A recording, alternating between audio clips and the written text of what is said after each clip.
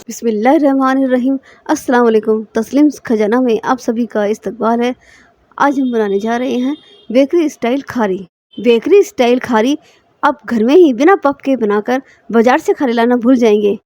Crispy खारी आप घर में ही बड़ी आसानी से बना सकते हैं। तो चलिए आज की रेसिपी को शुरू करते हैं। खारी बनाने के लिए हमने 1 कप मैदा लिया है और ग्राम में देखें तो यह मैदा 125 ग्राम है। मैदे को हमें छान कर लेना है। मैदे में हम आधा टीस्पून नमक डालेंगे और 1/4 टीस्पून अजवाइन को हम हाथों में ऐसे मसल कर डालेंगे। खारी को क्रिस्पी बनाने के लिए हम इसमें 1 टेबलस्पून तेल डालेंगे। खारी बनाने के लिए आप मैदे में तेल की बजाय आप घी भी डाल सकते हैं, लेकिन घी डालने से खारी खस्ता बनेगी और तेल डालने से खारी थोड़ी करारी बनती है। सभी चीज़ों को हमने अच्छे से मिक्स कर लिया है। अब हमने 1/3 कप पानी लिया है और थोड़ा थोड़ा पानी डालकर हम इसका एक सॉफ्ट डो लगाएंगे।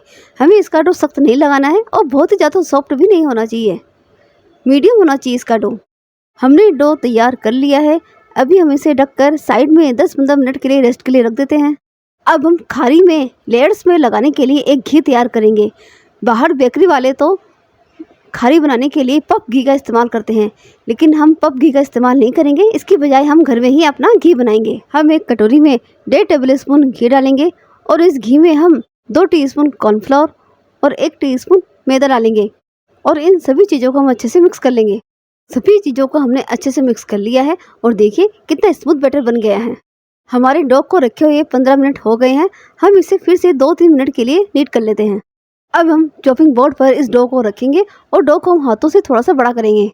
डो को हमने थोड़ा सा बड़ा कर लिया है। इसके हम 4 पार्ट्स करेंगे और इन 4 पार्ट्स को हम एक के ऊपर एक इस तरह से रख लेंगे। चारों पार्ट्स को हमने एक के ऊपर एक रख लिया है। अब हम फिर से इसे बेलेंगे।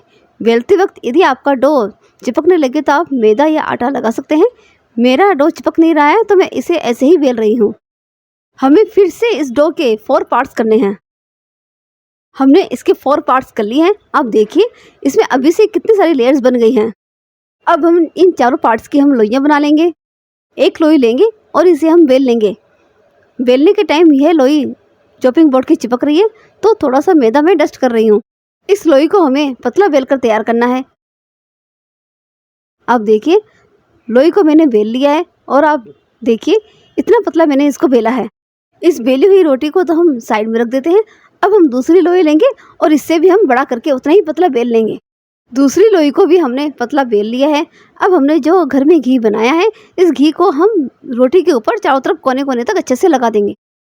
जो पहली रोटी बेली थी उसको हम इसके ऊपर अच्छे से रख देंगे और इस रोटी के ऊपर भी हम अच्छे से घी लगा देंगे। अब इसे हम आधा फोल्ड करेंगे और इसके ऊपर भी घी लगाएंगे। फिर से हम इसे फोल्ड कर देंगे और इसके ऊपर भी हम घी लगा देंगे। फिर से फोल्ड करेंगे और इसके ऊपर भी हम लेयर्स वाले घी लगाएंगे और फिर से जो हिस्सा बच गया इसे भी हम फोल्ड कर देंगे। हमने 2 रोटी से एक शीट तैयार कर ली है और जो 2 लोइयाँ और बच गई हैं उनको भी हमने बेल लिया है और उनसे भी हम इसी तरह से एक शीट और तैयार कर लेंगे। अब देखिए हमारी दूसरी शीट भी तैयार हो गई है। हमने 4 लोइयों से 2 शीटें बनाकर तैयार की हैं। थोड़ा सा मैदा डस्ट करेंगे और जो हमने शीटें तैयार की है उसमें से एक शीट को हम लेंगे और इसे हम बेल लेंगे। इसे हमें स्क्वायर शेप में ही बेलना है और इसे हमें पतला नहीं बेलना है, मोटा ही रखना है। हमने इसे बेल लिया है और हमने इसे इतना मोटा ही रखना है। अब हम चाकू से इस शीट को कट करेंगे। जिस तरह से मैं कट कर रही हूँ इसी तरह से हमें कट करना है। आप 1 कप मैदे से बहुत सारी खारी बनाकर तैयार कर सकते हैं। बस इसी तरह से हमें इस शीट को कट करना है। खारी बनाने के लिए तेल गर्म हो चुका है। फ्लेम को हम लो कर देंगे और इसमें हमने जो खारी बनाई है वो डाल देंगे। एक शीट से जितनी खारी हमने कट की थी वो हम सारी एक बार में डाल देंगे। हम इन्हें अभी नहीं हिलाएंगे, जब ये ऊपर आ जाएंगी तब हम इन्हें हिलाएंगे, नहीं तो ये बिगड़ सकती हैं। ये ऊपर आ गई है। अब हम इन्हें पलट देते हैं। हम इन्हें थोड़ी थोड़ी देर में उलट पलट करते हुए अच्छे से सेक लेंगे। आप देखिए इनकी लेयर्स कितनी अच्छे से निकल कर आई हैं।